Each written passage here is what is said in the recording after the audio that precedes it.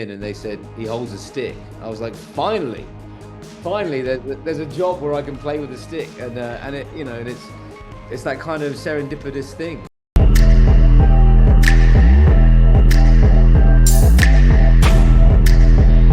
Congratulations, both of you. I just spoke to Olivia Morris some time ago, and she mentioned like what a tight-knit group the four of you are. Was the chemistry just immediate the moment you guys saw each other? I have to apologize that you had to speak to Liv. I'm sorry about that. It's never easy. No, it was. It's the rarest thing that, and Dean, he says it's all his incarnation, but it was very rare that when we met each other, we all had dinner together in a hotel, and then you could sense there was something happening. We kind of filled in for each other, and our strengths and our weaknesses were made up by the other, and then the more we got to work with each other, the more it became apparent that this is a very special group of people, that the dynamic we've somehow achieved, and none of us know how it happened, but we'll all take credit for it. Yeah, I mean, I'd say similarly, we had a dinner. Well, actually, the first night, I'm gonna keep this story short, but the first night I got there, I met Dean. I was the only one here. Next night, Callum came, and then we had a massive dinner with the rest of the team. Jess and Liv weren't there yet, but me and Cal sat at opposite sides of the table, so we never really got to speak that much. And then we all went back to our hotel rooms or whatever, and then Cal messaged me on Instagram, was like, hey bro, we're gonna be doing this thing for the next 5 months. You wanna grab a drink? We didn't really get to talk and go to the bar. I was like, yeah bro. So boom, me and him went up, and then we got to sit down and really talk for the first time. And I was like, oh cool, this guy's, I liked him immediately. I was like, I wanna get along with this dude. He's honest, open, vulnerable, same way as I am. And then the next day we met the other two, and it was just more of the same. It's like, oh, we could talk, we could vibe. And then I guess maybe first couple of days of shooting, did I really go, oh, I feel like we've got something special here. Surely this can't just be like one season. Like feels like, magic. I feel like magic, in a way. Right, I'm done speaking. I'm finished. I mean, congratulations on the second season. I mean, Olivia just said that you are in the middle of your second season. Congratulations about that. Let me ask you both, individual questions to you both. Mr. Callum, you wield your cane like a lightsaber. Did you have to train for it? Again, this is one of those serendipitous things that I had always liked, kind of swordplay and things as a child, and then at drama school I was taught Chinese opera, which is a lot of stick kind of things. And so the minute the audition came in and they said he holds a stick, I was like, finally, there's a job where I can play with a stick, and it, and it's that kind of serendipitous thing, that it only proves that I am the only one for this job. Yeah. It's like I'm just going from Callum's point of view, because I don't think anybody else could have played this character like him. But it's almost like in Slumdog Millionaire, when he's answering all the questions, and like every question relates to something in his life, and it's like his whole life has led up to this moment. It's almost like for Cal, like every little thing he's done from being around with his imaginary, I don't want to embarrass you, and the training, he played the Monkey King, so he had to do this fighting stuff, and it's like, wow, you have all the ingredients to be this guy, and just trust the timing of your life, man. Thank you, Blue. Very sweet. I don't like you as a person, but other than that, you're a terrible person, but it's fine. And speaking of you, Bluey, you play an influencer. You have hundreds of thousands of followers on Instagram. I spoke to Olivia right before this, and like I said, and she told me how different she is from her character. Would you say with these many followers, you are like the influencer today? It's funny because I have two sides to me. I like being alone a lot. I'm a bit of an introvert, but I've chosen a career where I just have to be out there, and I do love to perform.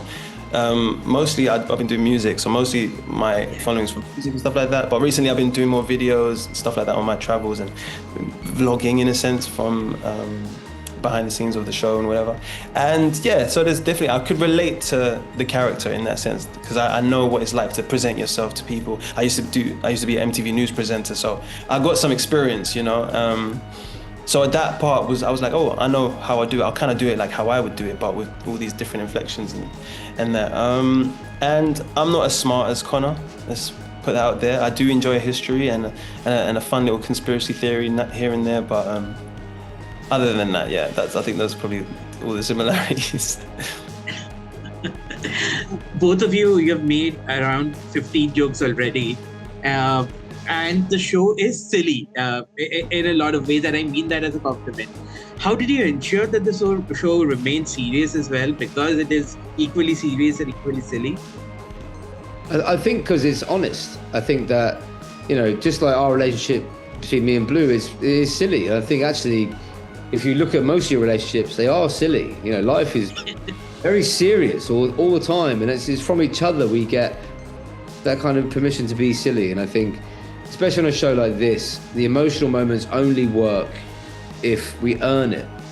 And I think we earn it by committing to those silly moments, that we're believable in those silly moments and, you know, and everything else. And I think people enjoy watching us get along because it's quite a nice thing to see people getting along, you know?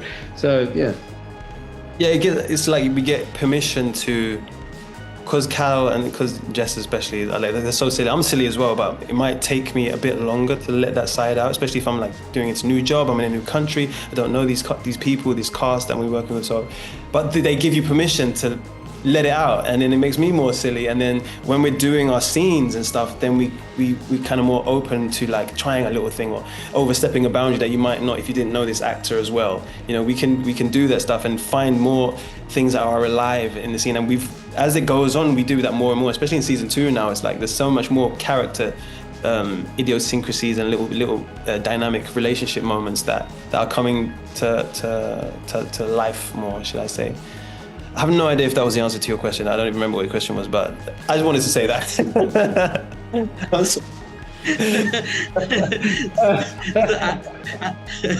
I have limited time. If you both don't mind me asking, you guys said you bonded over a drink. What did you guys talk about?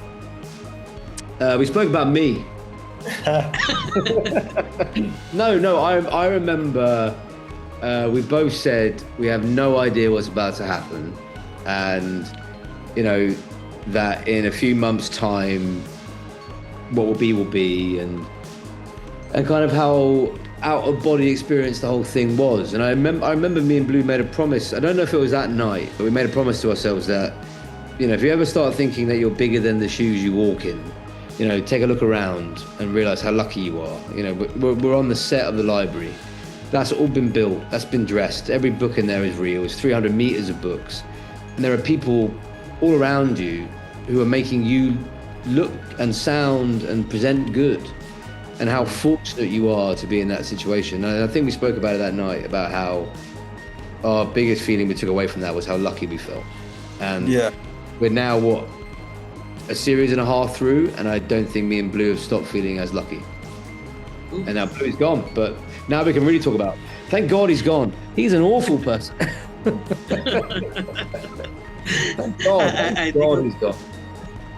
I think I'm almost out of time, so I let me conclude with one last question. If you had the power of magic, what would you change about the world? Oh no, you can't ask me that, because I'm meant to be a librarian. What would I do? Oh, okay. People who stand on an escalator and they don't walk, those people, there's a space in the 7th circle of hell for those people. I would magically get rid of those people. That's it. That's what I would do. I wouldn't affect the world order that way. It would be okay. I think the library would understand. I don't think there would be a butterfly effect with that. I don't think so. I think the whole world would say thank you, Callum. What a great thing to come for us. Thank you so much, and please thank Bluey on my behalf as well. I will. I'll tell him how much you hated meeting him. I'll tell him. Thank you so much.